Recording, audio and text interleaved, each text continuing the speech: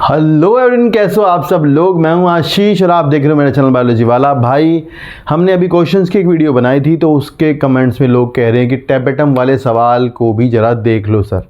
तो भाई टैपेटम वाले सवाल को वैसे तो लोगों ने बहुत आराम से देखा होगा, बहुत सारी वीडियो आ जाई हुई हैं, पर आपको मैं एक अच्छी ऐसी किताब से जहाँ टैपेटम के नाम पर 5 पेज लिखे हुए हैं, उस किताब से मैं आपको थोड़ा सा समराइज करके बताऊंगा कि एक्चुअल में बात क्या है।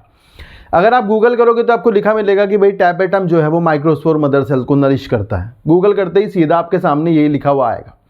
सवाल एक्चुअल में ये था कि गिवन बिलो आर 2 स्टेटमेंट, के नीचे जो है भाई 2 स्टेटमेंट दिए गए हैं और उन 2 स्टेटमेंट में से दोनों सही है या फिर करेक्ट एक्सप्लेनेशन कौन किसकी है, ये वाला सवाल था।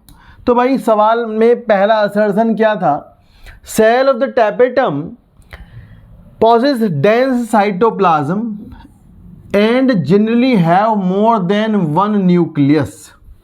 चलो सही बात है, एनसीईआरटी की लाइन है डायरेक्ट। फिर लिखा है presence of more than 1 nucleus. अब ये एनसीईआरटी में नहीं लिखा है, ये नहीं लिखा है। Presence of more than 1 nucleus in the tapetum increases, यानी अगर न्यूक्लियस नहीं है तो भी वो करता तो यही काम, ये बढ़ाता है the efficiency of nourishing the developing microspore mother cell। अब देखो यार, अगर इसे पढ़ते हैं तो एनसीईआरटी की लाइन तो आपको पता ही क्या है, डेवलपिंग पॉलन ग्रेन्स लिखा है, ठीक है। लेकिन अगर आप सोचो भी थोड़ा कि डेवलपिंग माइक्रोस्पोर मदर सेल, तो माइक्रोस्पोर मदर सेल क्या डेवलप कर रही है, स्पोरोजीनस टिश्यू से अलग होकर माइक्रोस्पोर मदर सेल बन रही है। तो ऐसा एनसीईआरटी ने लिखा भी नहीं है। तो नॉर्मली एक आंख से देखते ही ये आपको लगेगा कि भाई ये गलत है, पर गूगल करोगे तो सही मिलेगा। तो थोड़ी मैंने इसकी जांच पड़ताल करी है, तो एक बार उसको आप देखो, फिर हम देखेंगे क्या बात है। देखो यहाँ पर आपको दिखेगा, हेडिंग दिखेगा टैपेटम। अब टैपेटम ही हेडिंग है, 5 पेज लिखे हैं। किताब जो आपने कवर पे देखी होगी थंबनेल पे, वो है रेफरेंस उसका है। तो भाई यहाँ टैपेटम लिखा है this is the inner most layer of anther wall and attach maximum development at the tetrad stage. पहली बात तो जिस टाइम पर माइक्रोस्पोर बन के टेट्राड बन जाते हैं, उस टाइम पर ये जो है मैक्सिमम डेवलपमेंट होता है इसका, टैपेटम का ही। It completely surround the sporogenous tissue को कवर करती है and is of considerable physiological importance because all the food material to the sporogenous tissue, that means microspore mother cell से पहले tissue must pass through it।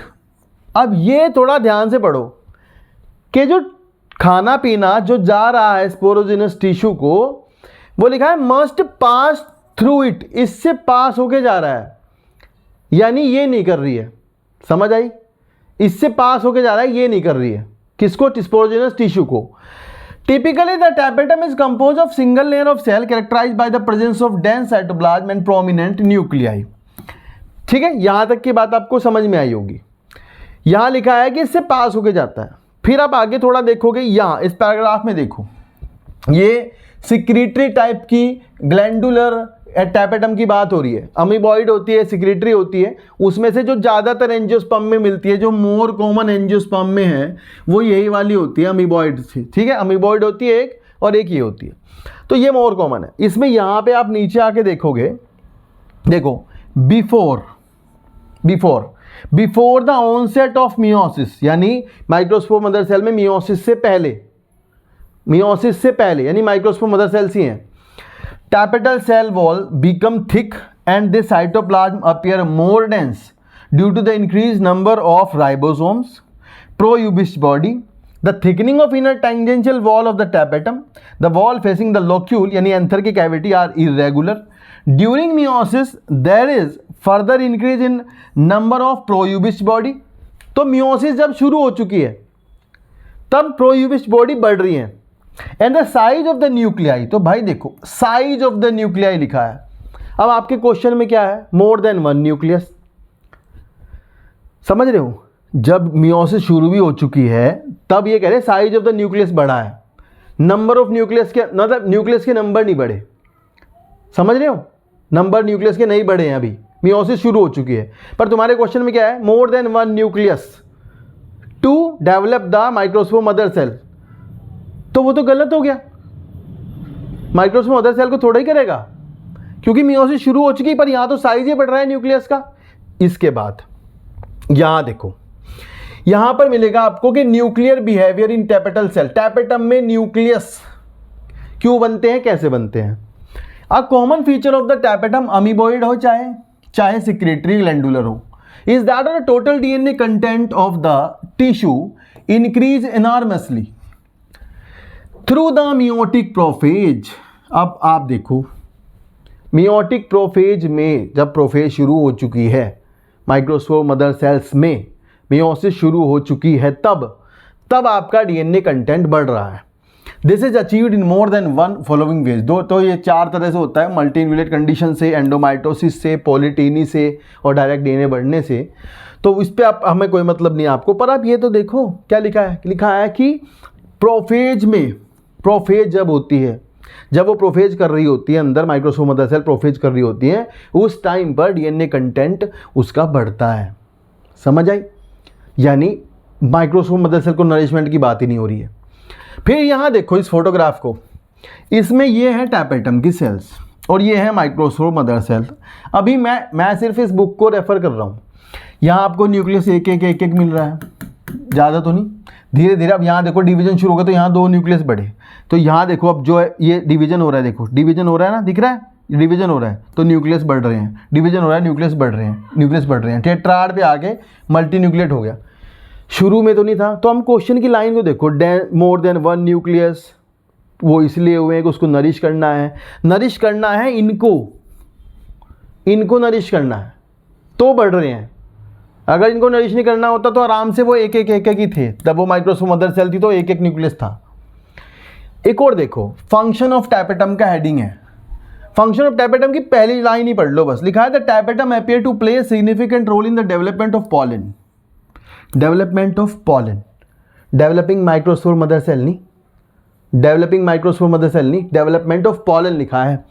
And its precious degeneration, ये टूटती है during the pre meiotic and meiotic stage or its cellular persistence for unusually long period result in pollen sterility. Some of the role of the assigned to the tapetum are, तो आगे role आपको पढ़ने भी नहीं है ना, आपको इसके अंदर जाना है, लेकिन इसमें से एक लाइन आपको मिल जाएगी। ड्यूरिंग मियोसिस, फिर बार बार देखो, during meiosis it is presumed to be simply transporting the nutrient to the inside of the anther locule, since this is the only channel. यानी tapetum is the channel during the meiosis which is transporting the material from outside to inside to the locule of the anther, and since this is the only channel through which material can reach the meiocyte, यानी material microspore mother cell तक पहुंच रहा है। At this stage, ये line देखो भाई कितनी important है। At this stage the nutrient are not derived from the tapetum, nutrient जो है टैपेटम से नहीं आ रहे हैं। तो भाई इस सब को पढ़ने के बाद क्या निकल के आता है, आप एनसीईआरटी को छोड़ो, एनसीईआरटी ने तो, अगर एनसीईआरटी देख लो तो भी रीजन जो है वो फॉल्स ही है, असर्शन ट्रू है। पर अगर आप ये सब समझ लोगे जो मैंने समझाया है, तो भी आप समझ जाओ कि ये गलत है, माइक्रोस्पोर मदर सेल नहीं है, ये आपका पॉलन ग्रेन ही होना चाहिए था। और भाई इंपॉर्टेंट बात यह है कि एनसीईआरटी को जब आप सारे क्वेश्चंस, बाकी सब सवालों में तो आप एनसीईआरटी रेफर करते हो, और जहाँ दिक्कत होती है फिर वहाँ तुम कहते हो नहीं गूगल पे देखा था। तो भाई पेपर एनसीईआरटी देख के बनाया गया है।